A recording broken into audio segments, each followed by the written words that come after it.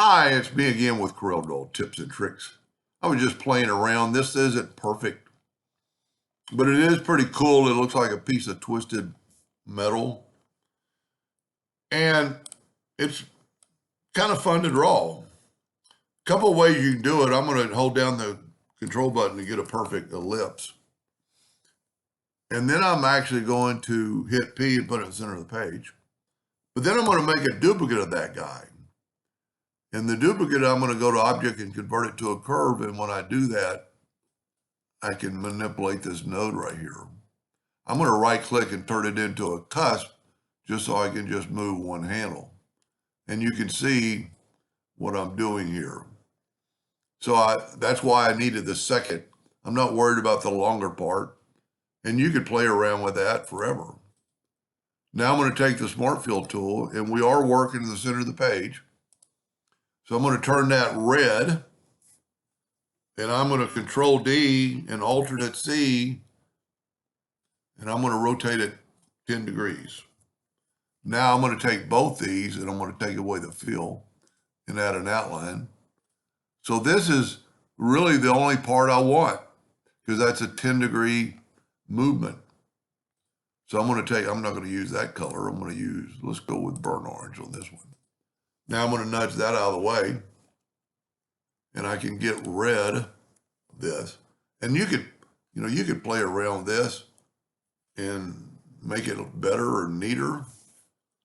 So now I'm going to go ahead and go to the interactive fill tool and put a little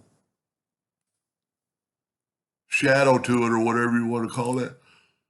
I don't know which end would be better, to put black on that end or black on this end. That's too much. That might look pretty cool. Now I'm going to Control D, alternate C, which is my hotkey for rotating in the center of the page, and I can rotate it that 10 degrees. I'm going to do a couple and then just kind of look at it. Type in 20 degrees. Not too bad. Now, we could have done, a lot of time. I don't do it a lot when I'm working by myself, but I'm just going to make sure I got one copy. I'm going to alternate C to put the rotation. And then I'm going to go to Windows, Dockers, Transform, or yours might say Transformation. And I'm going to rotate it 10 degrees, which would be 36 times, but I've got one, and whenever Corel says copy, make it one less. And then hit enter. And it'll save you a lot of time on Control D. Now I don't think that's as nice as the purple. So let's you know what, we still have that. Let's do it again. Let's make it a little bit longer.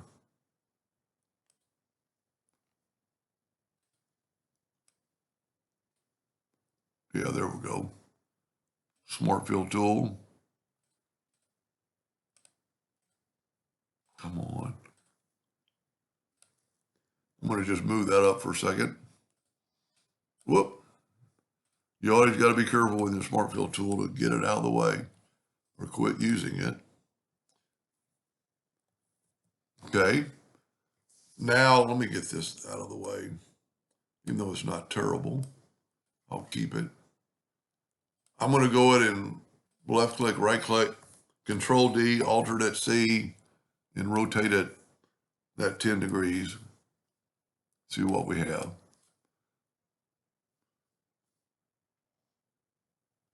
You know what? Because I made it longer, let's rotate it 20 degrees. There we go, a little bit bigger. But I'm still going to I won't have as many.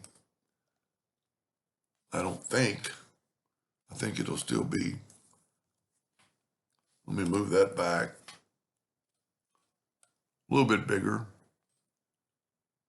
Interactive fill. And this would be a good one to put a clone on, because you could watch it work. I'm going to call that good. Now I'm going to alternate C, and I'm going to say 20 degrees, and we would need 18, so we only need 17. I like the other one better. I still like my color on this one.